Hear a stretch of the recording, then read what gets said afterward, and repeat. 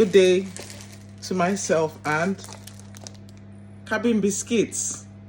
Oxford was the one we knew in the early 90s before we had Yale and other types of cabin biscuits. Till today, I wonder why the term cabin. Because reading books in primary school, cabins were like houses. So I feel there must have been some sort of foreign impartation for the term cabin. And then Oxford. Well, I don't really blame our parents, or neither do I blame the older generation. You know, these are all remnants of imperialism. Oxford, things we could not relate to. Even Yale. Maybe in a way it made us dream of going to these foreign schools like Oxford. And now that we're in the UK, we are realizing how expensive these schools are. So cabin will always trigger something in me. It has sentimental value. Cabin was the biscuits we had as our snacks throughout our primary school days. My dad would take us to Cameroon Road in Aba, and we will always buy 2 packets of cabin, and it will last us for 2 weeks. So when I mean packets, I mean this size. I've taken it out of the plastic wrapping, and the first thing I realized was it feels so light. This is not how light it used to feel then. I remember when my dad buys it, it will feel like such a heavy parcel. We'll hold it precious with such reverence, like, hold it up. And then when we come back, my mom would get this sort of polythene sachets, and we'll wrap. It used to be 6, so 6 sticks of cabin. What I discovered on opening it is that I was wondering, why is it light like this? Well, make una follow me see. This is why it is light. What is this? And it feels so light. Look, cabin. Those of us that ate you growing up, we are still around. Don't come and start to confuse us. What is the meaning of this? It used to be long rows like this. Nothing to separate. I don't understand. Do you think we don't know how to preserve cabin? Cabin where we chop, when we open it like this, we will tie it with waterproof. What we would do is, my mom would get these polythene bags, and we would tie 6 in each of them. So when we were going to school the next morning, after she's packed our lunch, because we used to take a lesson food, then the cabin was for our snacks during break. So you get a waterproof with 6. So inside here now you've got 12. So this would be my snacks for 2 days. So my brother will have his own pack, I'll have mine. My younger brother will have his, and my sister will have hers. Then on days when, the finances were good, my mom will make us open the packs and we'll put Blue Band margarine in between. I saw Blue Band margarine in the African shop. I should have got, but it really wasn't in my plan, because now we are now using Lupac. We're not using Lupac, but I think one day I'm still going to buy that Blue Band and taste that taste I enjoyed in my childhood. So I'm on a diet, but hunger won't finish me. I tried to have just a tiny plate of rice and some yogurt, but it's cold. As you can see, I'm wearing a hoodie on top of my nightie, my pajamas.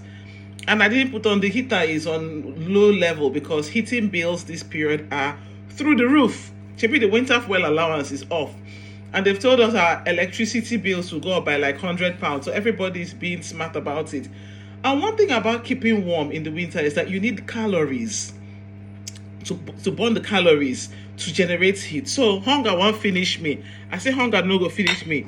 Cabin, apart from being used as a snack, you could use it as a cereal in the morning. In secondary school, I'll break it up, put pig milk, powdered pig milk, put water, and have it as a cereal. So what I'm going to do today is I want to make the butter sandwich. Let me have my snacks as I used to have it in primary school. The biscuits are so light. I don't believe this. So look, cabin people, we're going to come and do quality control with you guys. I don't understand this.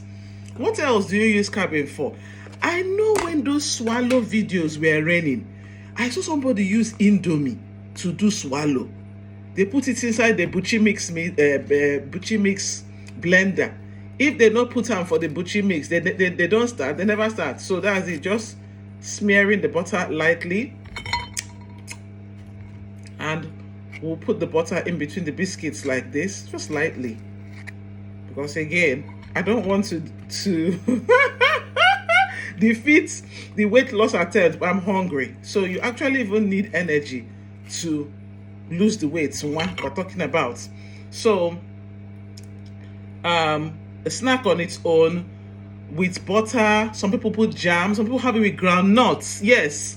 Then as a cereal, and for any other whatever, any other use.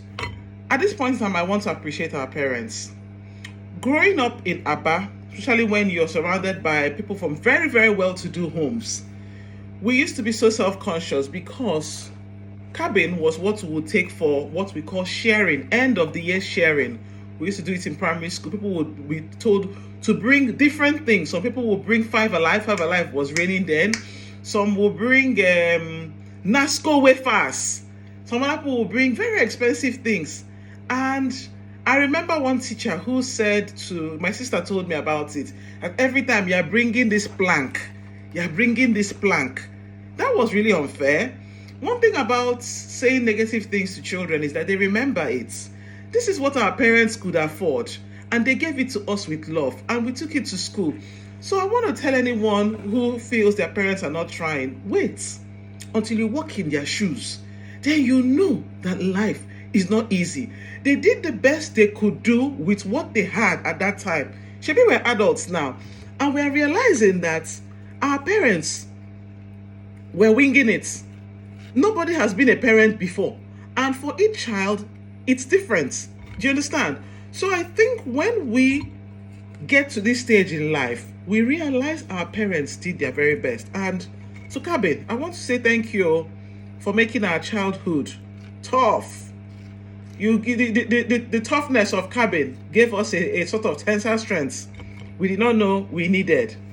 So, yeah, I'm gonna have my snack, and you're welcome to join me. What other memories of your childhood do you treasure? And is there something you go to the African shop to buy, or something that you see in the African shop that reminds you of your childhood and it brings back good memories? You know, in the African shop, there are different things. I always see even dusting powder that reminds me of all the time NEPA used to take lights.